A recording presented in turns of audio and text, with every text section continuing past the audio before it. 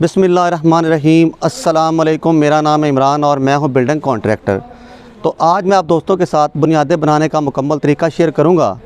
अगर आप इस बताए गए तरीके के मुताबिक अपने घर की बुनियादें बनाते हैं, एक तो सीमेंट की बचत होगी और ना ही कभी आपके घर की दीवारों में दरारें पड़ेंगी और ना ही कभी भी आपके घर की दीवारें बैठेंगी।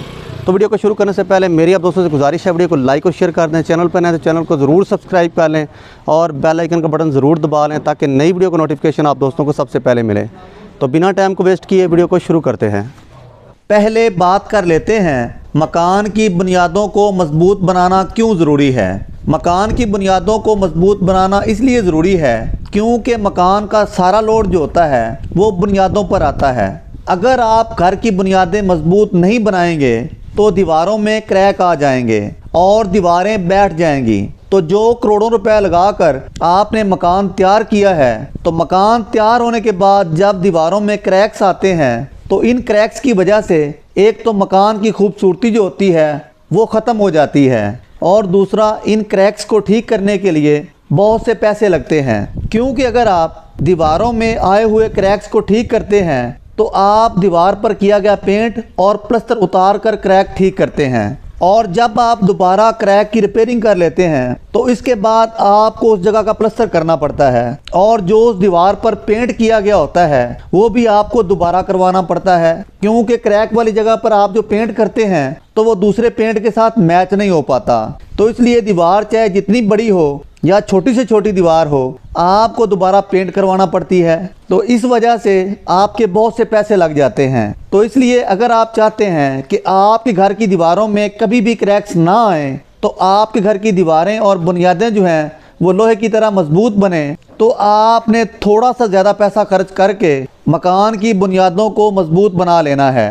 एक और बात, अगर आप मकान बनाने के कुछ अर्सा बाद ही आप चाहें तो आप बाथरूम की टाइल्स, एसेसरीज, दरवाजे, पेंट और फर्श पर टाइल या मार्बल का काम जो है वो दोबारा करवा सकते हैं, कोई मसला नहीं होता। लेकिन मकान की बुनियादें ऐसी चीज़ होती हैं जो आपके लिए दोबारा बनानी नामुमकिन है। यानी कि जो बुनियादें आपने एक दफ़ा बना ली, उन बुनियादों के साथ मकान ने जितना अरसा भी रहना है उन बुनियादों को आप दोबारा नहीं बना सकते। तो इसलिए इस वीडियो में जो तरीका बुनियादें बनाने का बताया गया है उसके मुताबिक आपने अपने घर की बुनियादें बनानी हैं ताकि आपके घर की बुनियादें मजबूत से मजबूत तर बने। और अगर आपके घर की बुनियादें मजबूत होंगी तो आपको किसी भी किस्म की परेशानी ना होगी। तो आपसे गुजारिश है वीडियो को एंड तक ज़रूर देखा करें।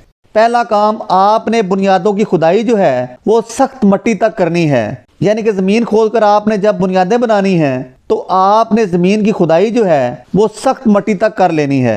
आपने ये नहीं देखना कि साथ वाले ने तो बुनियादों की खुदाई कम की है तो मैं भी क्यों ना कम खुदाई कर लूँ और मटेरियल की बचत कर लूँ। तो हो सकता है उस बंदे ने मकान बनाकर बेचना हो, और अगर आपने मकान बनाकर बेचना भी है तो आपने बुनियादों की खुदाई सख्त मिट्टी तक ज़रूर करनी है। आपके मकान का सारा लोड जो है वो मिट्टी पर आना है। अगर मिट्टी नरम होगी तो बुनियादें बैठ भी सकती हैं और दीवारों में क्रैक्स आ सकते हैं। बुनियादों की खुदाई करते वक्त आपने पैप लेवल के साथ निशान लगाकर लेवल के साथ खुदाई करनी है। अगर आप बुनियादों की मिट्टी को लेवल में कर लेते हैं तो उसके बहुत से फ़ायदे हैं। एक तो मिस्त्रियों को दीवारों का लेवल करने के लिए बार बार लेवल नहीं करना पड़ेगा, जिससे लेबर की काफ़ी बचत होगी। और दूसरा, मोटा मोटा मसाला भी ईंटों के नीचे नहीं लगाना पड़ेगा। जब ईंटों के नीचे मोटा मोटा मसाला नहीं लगेगा तो बुनियादों में आप जो दीवारें बनाएंगे उनकी मजबूती बढ़ेगी। और दूसरा, सीमेंट की भी काफ़ी बचत होगी। तो इसलिए आपने बुनियादों की खुदाई जो है वो वाटर लेवल के साथ करनी है, यानी कि लेवल के साथ करनी है। अपने घर की बुनियादों को मजबूत बनाने के लिए आपने ये एक और काम करना है।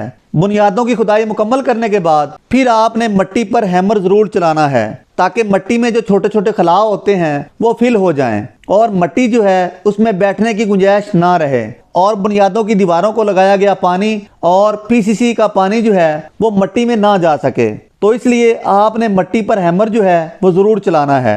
मिट्टी पर सिर्फ आपने हैमर चलाना है, कंपैक्टर आपने बिल्कुल नहीं चलाना। कंपैक्टर चलाने का कोई फ़ायदा नहीं है। आपने बुनियादों में जो पीसीसी करनी है वो भी मिक्सचर मशीन के साथ करनी है। चाहे आप पीसीसी में पत्थर डालें या बजरी डालें। और पीसीसी के लिए सीमेंट रेत मिक्सिंग जो है वो आपने 1, 4, 8 के हिसाब से रखनी है।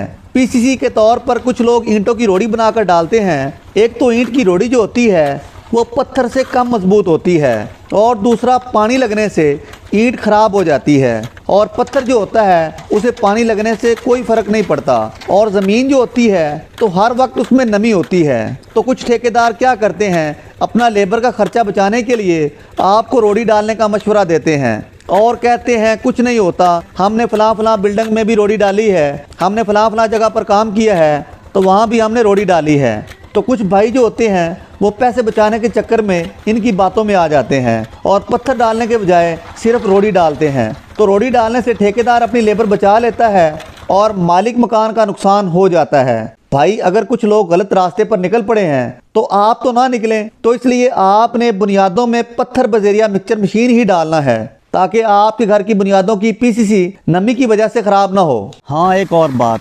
आपने पीसीसी का मटेरियल जो है वो थोड़ा सा नरम रखना है, यानी कि पत्थर, सीमेंट और रेत थोड़ा सा नरम रखना है, या बजरी, सीमेंट और रेत को थोड़ा सा नरम रखना है, यानी कि पानी लगा के रखना है ताकि पीसीसी जो है वो मजबूत हो। कुछ लोग क्या करते हैं, वो खुश्क मटेरियल डालते हैं। अगर उनको कहें कि यार मटेरियल को थोड़ा सा नरम कर लें तो वो कहते हैं कि भाई पीसीसी के ऊपर कंपैक्टर सही नहीं चलता। तो भाई वो गलत बात करते हैं। आपने हमेशा पीसीसी के मटेरियल को नरम रखना है ताकि वो मजबूत से मजबूत हो। खुश्क मटेरियल की मजबूती क्या होती है, वो तो आपस में पकड़ ही नहीं करता। अगर आप चाहते हैं कि आप बुनियादों में जो पीसीसी करते हैं वो मजबूत से मजबूत हो और उसकी आपस में अच्छी तरह से पकड़ हो, तो आपने पीसीसी का मटेरियल जो है वो नरम रखना है। बुनियादों में पीसीसी करने के बाद आपने उस पर कंपैक्टर चलाना है। कंपैक्टर जो है वो आपने 2 दफ़ा ज़रूर चलाना है ताकि पीसीसी जो है वो अच्छी तरह से कंपैक्ट हो जाए और कभी भी पीसीसी जो है वो ना बैठ सके। अच्छी तरह से कंपैक्टर चलाने के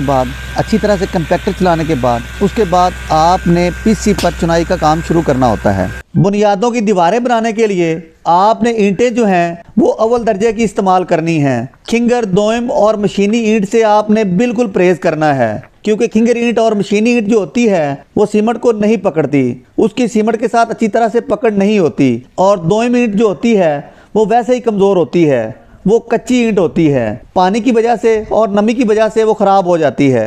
तो इसलिए आपने कोशिश करनी है कि आपने बुनियादों की दीवारें जो बनानी हैं उनमें अव्वल ईंट ही इस्तेमाल करनी है। अगर आपके पास पैसे कम हैं तो आपने कुछ दिन वेट कर लेना है, लेकिन बुनियादों की दीवारें जो हैं वो अव्वल दर्जे की ईंट से ही बनानी हैं। बुनियादों में दीवारें बनाना शुरू करने से पहले आपने ईंटों को अच्छी तरह से पानी लगाना है, यानी कि ईंटों को अच्छी तरह से तर कर लेना है।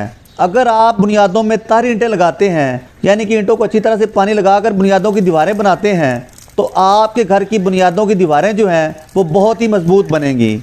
अगर आप खुश्क ईंटों से बुनियादों की दीवारें बनाते हैं और चाहे आप सीमेंट मिक्सिंग जो है वो 1:3 के हिसाब से भी रखते हैं तो फिर भी उसका कोई फ़ायदा नहीं है। तो इसलिए आपने चुनाई शुरू करने से पहले ईंटों को अच्छी तरह से पानी ज़रूर लगा लेना है, ईंटों को अच्छी तरह से ज़रूर तर कर लेना है। अपने मकान की बाहर वाली दीवारें जब बनानी हैं तो इनकी ईंटें जो हैं वो अंदर की तरफ लगानी हैं। जब हम बुनियादें बनाना शुरू करते हैं तो नीचे ज़्यादा ईंटें चौड़ी लगाते हैं, इसलिए वो ईंटें जो हैं आपने जिस साइड पर मकान बनने हैं उन साइडों की ईंटें जो हैं वो अंदर की तरफ बढ़ानी हैं। बाहर से दीवारों को बिल्कुल बराबर रखना है। मैं सिर्फ बाहर वाली दीवारों की बात कर रहा हूँ। जिन साइडों पर मकान बनने हैं उनकी ईंटें जो हैं वो आपने अंदर की तरफ निकालनी हैं। बाहर से आपने दीवार को बिल्कुल बराबर रखना है ताकि साथ वाला जब मकान बनाए तो उसे किसी भी किस्म की परेशानी का सामना ना करना पड़े। तो मकान के अंदर वाली दीवारों को जब आपने शुरू करना है तो आपने बुनियाद इस हिसाब से शुरू करनी है। अच्छी तरह से पैमाइशों को चेक कर लेना है ताकि जब दीवार 9 इंच पर आए तो वो बिल्कुल बड़ी दीवार के सेंटर में हो। चाहे आप बुनियादों की दीवार बनाना 18 इंच से शुरू करें या 27 इंच से शुरू करें, लेकिन 9 इंच की दीवार जो है वो उसके सेंटर में होनी चाहिए। अगर 9 इंच की दीवार उसके सेंटर में होती है तो वो मजबूत होगी, वरना उसकी कोई मजबूती नहीं होगी। बुनियादें बनाते वक्त आपने गुनिया ज़रूर चेक कर लेना है ताकि आपके घर के कमरे जो हैं वो सीधे और चौरस नज़र आएँ और आपका घर बाहर से चौरस नज़र आए, सीधा नज़र आए। और जब आप घर के फर्श में मार्बल या टाइल का काम करवाएं तो मार्बल या टाइल की ज़्यादा कटिंग ना करना पड़े और आपका मार्बल या टाइल ज़ाया ना हो।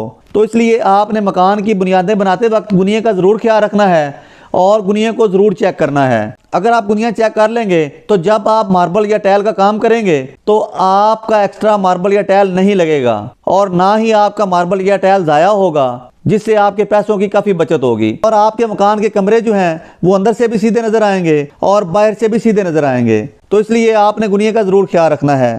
अगर आपने किसी पुराने बने हुए घर के साथ घर की बुनियादें बनाना शुरू करनी है तो आपने बुनियादों में पीसीसी करने के बाद जब आपने बुनियादों की चुनाई शुरू करनी है, यानी बुनियादों की दीवारें बनाना शुरू करनी है, तो आपने उस पुराने घर की दीवार के साथ पॉलीथीन शीट ज़रूर लगानी है। और कुछ दोस्त क्या कहते हैं कि पॉलीथीन शीट जो है वो डीपीसी से ऊपर लगानी चाहिए, लेकिन वो तरीका गलत होता है, क्योंकि बुनियादों की दीवारों में सुराख होते हैं। जो पानी आप दीवारों को लगाते हैं या प्लस्तर करते वक्त पानी लगाते हैं या लेंटर डालते वक्त पानी लगाते हैं और या फर्श कच्चा करते वक्त पानी लगाते हैं, वो सारा पानी जो होता है वो आपके घर की बुनियादों में जाता है। जब दूसरे घर की बुनियादों की दीवारों में सुराख होते हैं और आपके घर की बुनियादों की दीवारों में सुराख होते हैं तो वो पानी जो होता है वो दूसरे घर की बुनियादों में चला जाता है, जिसकी वजह से साथ वाले बने हुए पुराने घर के फर्श जो होते हैं वो ख़राब हो जाते हैं। आपने अक्सर देखा होगा जब भी किसी पुराने घर के साथ नया घर बनता है तो उस पुराने घर के फर्श जो होते हैं वो कहीं ना कहीं से बैठ जाते हैं या उनमें क्रैक्स आ जाते हैं। तो यही वजह होती है कि वो पॉलीथीन शीट जो होती है वो बुनियादें शुरू करते वक्त नहीं लगाते, वो बुनियादों की दीवारें शुरू करते वक्त नहीं लगाते। और एक बात, अगर आपने जिस घर के साथ नया मकान बनाना शुरू करना है, अगर तो उस घर की दीवारें जो हैं वो ज़मीन तक प्लस्तर हुई हैं तो ठीक है, नहीं तो आपने उनको भी प्लस्तर कर लेना है, क्योंकि ठेकेदार जो होते हैं वो बाहर से दीवारों का प्लस्तर जो है वो डीपीसी से नीचे नहीं करते। मैं तो आप दोस्तों को ये मशवरा दूंगा, जब भी आपने किसी पुराने मकान के साथ नया मकान बनाना शुरू करना है तो आपने पुराने घर की बुनियादों की दीवारों को भी प्लस्तर कर लेना है। प्लस्तर करने के बाद फिर आपने उस पर पॉलीथीन शीट लगानी है, ताकि आपका नया घर बनने से उस घर के फर्श जो हैं वो ख़राब ना हो और ना ही उस घर की दीवारें ख़राब हों। अगर आप प्लस्तर का खर्चा नहीं अफोर्ड कर सकते या साथ वाला मालिक जो है उससे बात कर लें, अगर वो भी अफोर्ड नहीं कर सकता तो फिर आपने पॉलीथीन शीट जो है वो ज़रूर लगानी है, ताकि आपका घर और दूसरे पुराने घर के फर्श जो हैं वो महफूज रहें, उनमें क्रैक्स ना आएँ। बुनियादों की दीवारें गिराज के फर्श लेवल तक मुकम्मल करने के बाद आपने गलियों वाली साइडों पर डबल डीपीसी का ज़रूर ख्याल रखना है। जिस साइड पर गलियां होती हैं या गिराज होता है उस साइड की दीवारों पर आपने डबल डीपीसी ज़रूर डालना है। तो डबल डीपीसी क्यों डालना है? क्योंकि जब हम बुनियादें बनाते हैं तो गिराज के फर्श का लेवल जो होता है वो डाउन होता है और बिल्डिंग के फर्श का लेवल जो होता है वो गिराज के फर्श लेवल से ऊंचा होता है। तो इसलिए गलियों की दीवारें जो होती हैं वो गिराज के फर्श लेवल तक आती हैं, तो इसलिए आपने उन पर डबल डीपीसी ज़रूर डालना है, ताकि आपके घर की गलियों वाली दीवारों में नमी की वजह से प्लस्तर और पेंट ख़राब ना हो। जब आपने बुनियादों की दीवारों का काम मुकम्मल कर लेना है तो उसके बाद बारी आती है डीपीसी की। तो आपने उन पर डीपीसी नहीं डालना। डीपीसी आपने तब डालना है जब आपने बुनियादों की दीवारों में फिलिंग कर लेनी है। फिलिंग चाहे आपने घस्सू से करनी है या मट्टी से करनी है, उसके बाद ही उन दीवारों पर आपने डीपीसी डालना है। तो बुनियादों की फिलिंग करने के बाद उन पर डीपीसी डालने का फ़ायदा ये होता है, एक तो डीपीसी जो होता है वो सही डाल जाता है और दूसरा जो बुनियादों में फिलिंग करते हैं वो डीपीसी को डैमेज नहीं कर सकते, क्योंकि बुनियादों में घस्सू की फिलिंग करते वक्त लेबर जो होती है वो डीपीसी को कहीं ना कहीं से तोड़ देती है। तो इसलिए आपने बुनियादों में घस्सू या मट्टी की फिलिंग करने के बाद ही डीपीसी डालना है। और एक बात मैं आप दोस्तों को बता दूं, आपने डीपीसी की मोटाई जो है वो कम से कम 3 इंच रखनी है, ताकि जिस मकसद के लिए आपने डीपीसी डाला है आपका वो मकसद पूरा हो और डीपीसी से ऊपर वाली दीवारों में नमी ना जाए और डीपीसी से ऊपर वाली दीवारों का प्लस्तर और पेंट खराब ना हो। डीपीसी के लिए आपने सीमेंट, रेत और बजरी मिक्सिंग जो है वो 1, 2, 4 के हिसाब से रखनी है। एक हिस्सा आपने सीमेंट का डालना है और 2 हिस्से आपने उसमें रेत के डालने हैं और 4 हिस्से आपने उसमें बजरी के शामिल करने हैं। तो इस तरीके से आपने डीपीसी डालना है। और डीपीसी में आपने जो बजरी इस्तेमाल करनी है वो 2 और 3 सूतर की इस्तेमाल करनी है। बजरी जितनी बारीक होगी डीपीसी की मजबूती और वाटरप्रूफिंग उतनी ही ज़्यादा होगी। चुगाठों वाली जगह पर आपने डीपीसी बिल्कुल नहीं डालना है। तो अगर आप इस बताए गए तरीके के मुताबिक अपने घर की बुनियादें बनाते हैं तो कभी भी आपके घर की बुनियादें ना तो बैठेंगी और ना ही दीवारों में क्रैक्स आएंगे। तो कोशिश करें कि आप अपने घर की बुनियादें इस तरीके से बनाएं ताकि जब तक आपका मकान रहे, ताकि ना ही आपके घर की दीवारों में क्रैक्स आएँ और ना ही आपको किसी किस्म की परेशानी का सामना करना पड़े। तो आज की वीडियो आप दोस्तों को कैसी लगी है कमेंट बॉक्स में ज़रूर बताइएगा। तो मिलते हैं अगली नई वीडियो में, तब तक अपने भाई को इजाज़त दें। अल्लाह हाफिज़।